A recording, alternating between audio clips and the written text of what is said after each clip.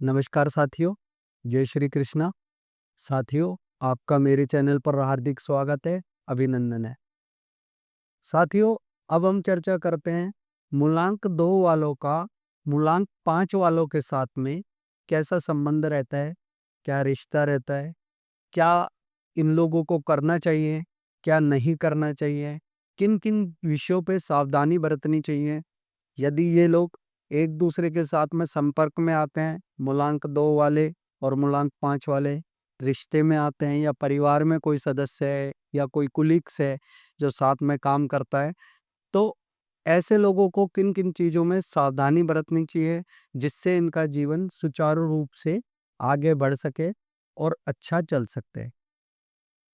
मूलांक 2 वाले जिसका अधिपति जो है वह चंद्रमा ग्रह करता है, ऐसे लोग ईमानदार होते हैं, इमोशनली होते हैं, सॉफ्ट हार्ट के होते हैं, शकी नेचर के भी होते हैं।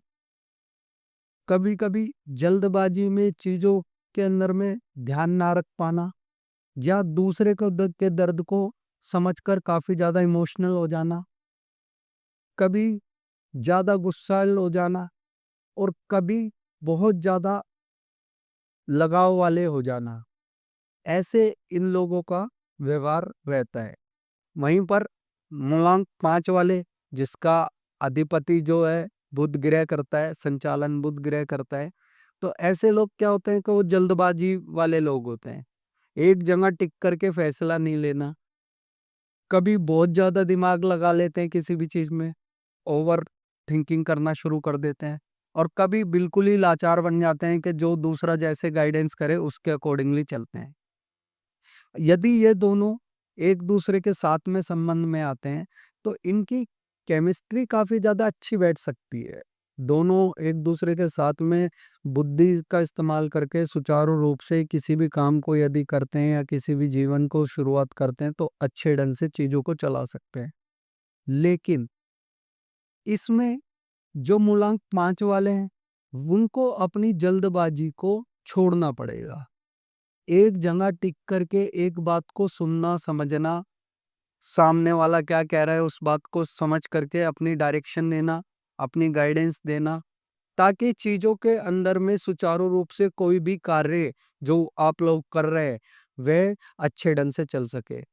साथ ही एक दूसरे की भावनाओं का भी आप लोगों को सम्मान करना पड़ेगा। यदि सामने वाला किसी समय गुस्सैल स्वभाव में, तो एक को शांत रह करके उसे समझाने की कोशिश करनी पड़ेगी। उसके साथ में ये नहीं कि दोनों ही एक झगड़े के रूप में उत्पन्न होकर के चीज़ों को बढ़ावा दे दे जिससे कि काम अच्छा ना चले, और एक दूसरे का साथ दें जिससे चीज़ें जो है वो बेहतर रूप से चले।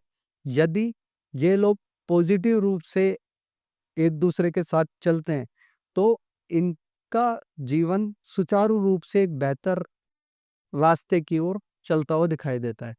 यदि ये एक दूसरे के नेगेटिव हो जाते हैं या एंटी हो जाते हैं, तो ऐसे लोग दुश्मनी भी लंबी करेंगे और दोस्ती भी लंबी करेंगे। अब यदि दोनों एक दूसरे के दुश्मन बन गए, तो दोनों एक दूसरे को नीचा दिखाने के लिए किसी भी हद तक जाएंगे। साथ ही एक पर्सन एक जगह टिक करके बात ही नहीं करेगा, इमोशनल भावनात्मक दोनों की खत्म हो जाएगी। दोनों एक दूसरे के साथ में अभद्रता का व्यवहार करने की कोशिश करेंगे, झगड़ा करना शुरू कर देंगे, बात-बात में एक दूसरे को उल्टा-सीधा कहना या तानाकशी करना शुरू कर देंगे, जिससे एक दूसरे की मन की जो भावनाएँ हैं, वो आहत हो जाएँगी। यदि ऐसे व्यक्ति एक दूसरे के साथ में संपर्क में आते हैं, तो ऐसे लोगों को, पक्षियों को नित्य प्रतिदिन हरे मूँग की दाल लेनी है, साबुत मूँग की दाल लेनी है, पक्षियों को डालना है। साथ ही गणेश जी की पूजा दोनों को करनी चाहिए। गणेश जी को बुधवार के दिन दुर्वा चढ़ाएं, लड्डू चढ़ाएं, गणेश चालीसा का पाठ करें, गणेश कवच का पाठ करें, तो इससे इनका जीवन सुचारू रूप से चलेगा और कल्याण होगा। साथ ही गणेश जी को नित्य प्रतिदिन अपनी अरदास लगाएं, अपनी मनों की जो भी मनोकामना भावना है वो मांगे, तो उससे आप लोगों के जीवन में सुचारू रूप से कार्य प्रगतिशील होंगे और दोनों का कल्याण होगा। साथ ही दोनों एक दूसरे का सम्मान करें, एक दूसरे की भावनाओं को समझ के एक दूसरे का साथ दें, तो आपका जीवन खुशहाल और मंगलमय जीवन की यात्रा आप करेंगे। तो ये था मूलांक 2 वालों का मूलांक 5 वालों के साथ में संबंध। दोस्तों, यदि आपको मेरी वीडियो पसंद आई हो तो चैनल को लाइक करें, फॉलो करें, सब्सक्राइब करें। नमस्कार, जय श्री कृष्णा।